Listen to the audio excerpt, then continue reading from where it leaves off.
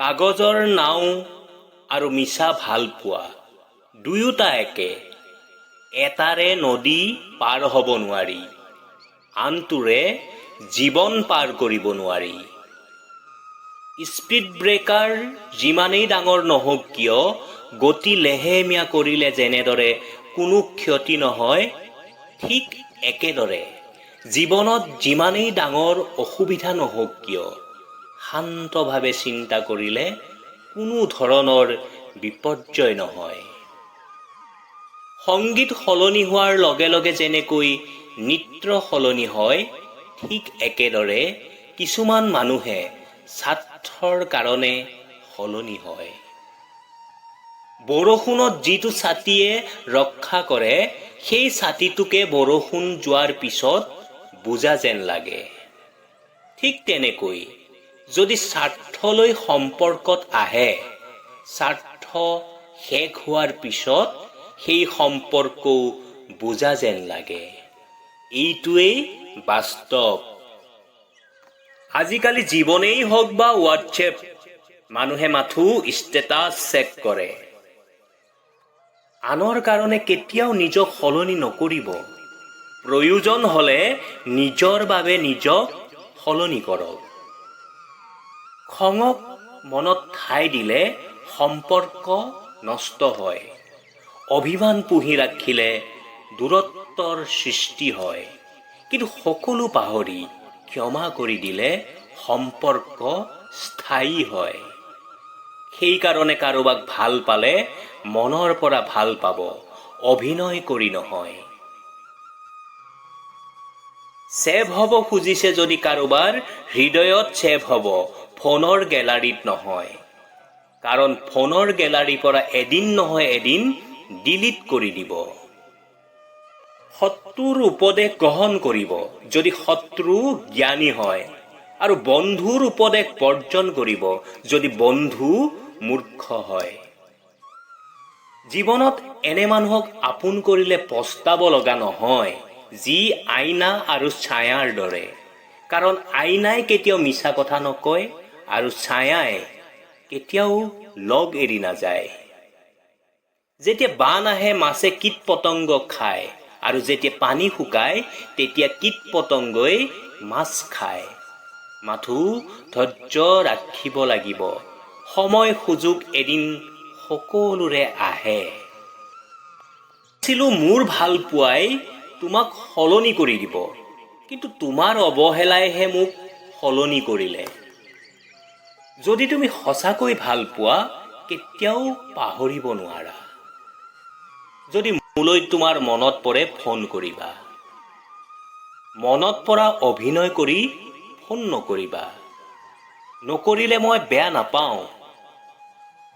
কিবা যদি মোৰ ভুল হয় ক্ষমা কৰিবা, কিন্তু খং নকৰিবা। খং কৰিলে তোমাৰহে ক্ষতি হ'ব, আৰু মই নিবিচাৰো তোমাৰ ক্ষতি হোৱাটো। নাৰী আৰু চিৰি দুয়োৰে লগত সাৱধান। দুয়োটাই ওপৰলৈও নিব পাৰে আৰু তললৈও পেলাই দিব পাৰে। কেতিয়াবা আপোন মানুহবোৰে আঘাত লগা কথা কৈ পিছত খং কমিলে কয়, মইনো কি ইমান ডাঙৰ কথাটো ক'লো, জাষ্ট এইটোহে কৈছো। কথাটো আচলতে সেইটো নহয়। কথাটো হ'ল কোনে কৈছে। যেনেকৈ আপুনি মই চৰি ক'লে কাজিয়া শেষ, আৰু ডাক্তৰে ক'লে জীৱন শেষ। জীৱনেও বেদনা একেই, কিন্তু সকলোৰে সাহস বেলেগ বেলেগ। কোনোবাই হতাশ হৈ ছিন্ন ভিন্ন হৈ পৰে, আৰু কোনোবাই যুঁজি জিলিকি উঠে। মানুহক নিজৰ সপোনৰ বিষয়ে নকব, কেৱল কৰি দেখুৱাওক। কাৰণ মানুহে শুনাতকৈ চাই বেছি ভাল পায়। মানুহ নামৰ প্ৰাণীবোৰ বহুত অদ্ভুত। আপোন হ'বলৈও সময় নালাগে, আকৌ পৰ হ'বলৈও সময় নালাগে। বহুতেই কয়, সংসাৰখন হেনো মৰমেৰে চলে, বন্ধুত্বেৰে চলে। কিন্তু সংসাৰৰ সাগৰত সাঁতুৰি নাদুৰি শিকিলোঁ সংসাৰখন দেখোন স্বাৰ্থতহে চলে। এই পৃথিৱীত মানুহে সকলো বিচাৰি পায়, কিন্তু নিজৰ ভুল বিচাৰি নাপায়। নিজৰ দুখ আৰু বেদনা কেতিয়াও সকলোৰে আগত নক'ব, কিয়নো সকলোৰে ঘৰত মলম নাথাকে। নিমখ কিন্তু সকলোৰে ঘৰতে থাকে। বিষতো ইমান বিষ নাথাকে, যিমান বিষ আজিকালি মানুহৰ হৃদয়ত আনলৈ বুলি থাকে। সেয়ে আনক আশা কৰা বাদ দিয়ক আৰু নিজৰ মনত এইটো বহুৱাই লওক, আপোনাৰ অবিহনে আপোনাক কোনেও সফলতা দিব নোৱাৰে। কেতিয়াও নিজকে অকলশৰীয়া বুলি নাভাবিব। এইটো ভাবক, আপুনি অকলেই যথেষ্ট। সাহস হেৰুৱাসকলে সফলতাৰ বাট সৰু দেখে, কিন্তু শেষ উশাহলৈ যুঁজাজনৰ বাবে ৰাস্তা কেতিয়াও শেষ নাই। বেয়া সময় অতীত হৈ যায়, কিন্তু বেয়া ব্যৱহাৰ কেতিয়াও অতীত নহয়। আজিৰ দিনত ভদ্ৰতাৰ কোনো মূল্য নাই, কাৰণ ভদ্ৰতাক সকলোৱে দুৰ্বলতা বুলি ভাবে। কোনোবাই মনত আঘাত দিলে দুখ নকৰিব, পাৰিলে আঘাত দিয়াজনক ধন্যবাদ দিয়ক, কাৰণ আঘাতবোৰে অভিজ্ঞতা দিয়ে। যিয়ে আপোনাক আঘাত দিছে তেওঁক পাহৰি যাওক, কিন্তু সেই আঘাতৰ পৰা আপুনি যি শিক্ষা পাইছে সেইটো কেতিয়াও নাপাহৰিব। এই পৃথিৱীত চবেই পৰ হৈ গ'লেও মা কেতিয়াও পৰ নহয়। মা যে কিমান আপোন সেইটো মাৰ কাষৰ পৰা আঁতৰি গ'লেই বুজিব পাৰি। ছোৱালীবোৰক কৈছোঁ, ল'ৰাৰ চৰিত্ৰ চাইহে বিয়া হ'বা, ধন সম্পত্তি চাই নহয়। কাৰণ ধন সম্পত্তি এদিন ঘটি ল'ব পাৰি, কিন্তু ভাল চৰিত্ৰ কেতিয়াও নোৱাৰি। আৰু চৰিত্ৰ ভাল নহ'লে জীৱনত যিমান টকা হ'লেও সুখী হ'ব নোৱাৰিবা। মানুহ খুব সহজতে সলনি হৈ যায়। পৰিচয় হোৱাৰ সময়ত চাব এক ধৰণৰ, আৰু পুৰণা হৈ গ'লে চাব আৰু এক ধৰণৰ।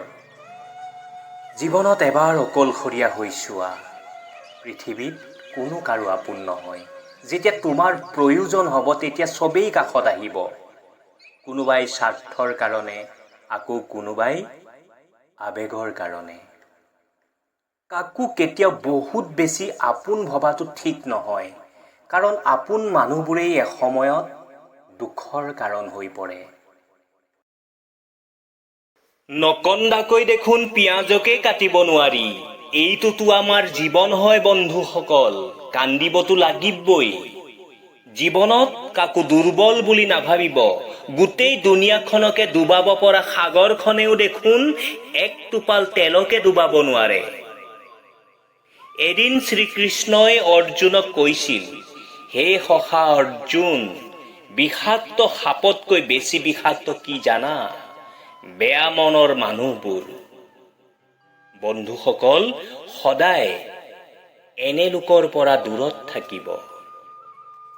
অভিমন্যুৰ এষাৰ সুন্দৰ কথা, সাহসেৰে হাৰক, কিন্তু সাহস কেতিয়াও নেহেৰুৱাব।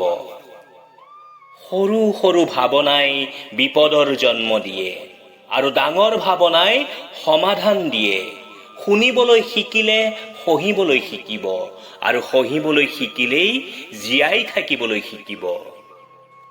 পোৱাৰ অশান্তি আৰু হেৰুৱাৰ ভয়, বছ এইটোৱেই জীৱনৰ গতি। পঁইতাচোৰালৈ ভয় কৰা ছোৱালীজনীয়ে যেতিয়া মা হয়, তেতিয়া সন্তানৰ কাৰণে দুনিয়াখনৰ সকলোৰে লগত যুঁজিবলৈ পৰা হয়। এটা 100% সত্য কথা। কোনে কৈছে ভগৱানে দেখা নিদিয়ে? যেতিয়া কোনেও নাচায় তেতিয়াতো ভগৱানেই চায়।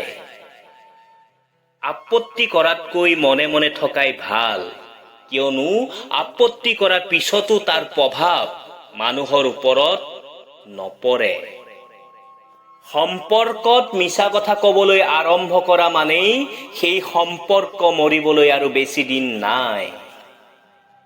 অপমান পাই সম্পৰ্ক ভঙাটো একেবাৰে সৰু কথা, ঠিক ভাতৰ লগত পানী খোৱাৰ দৰে। কিন্তু অপমান সহ্য কৰি সম্পৰ্ক ধৰি ৰাখিবলৈ এখন বিশাল হৃদয় লাগিব, যিটো বহুত কম মানুহৰ লগতহে আছে। জীৱনটো হ'ল এটা দীঘলীয়া যাত্ৰা।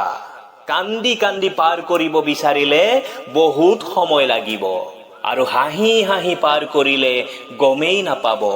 সেয়ে সকলো পৰিস্থিতিতে হাঁহি হাঁহি জীয়াই থাকিবলৈ শিকক।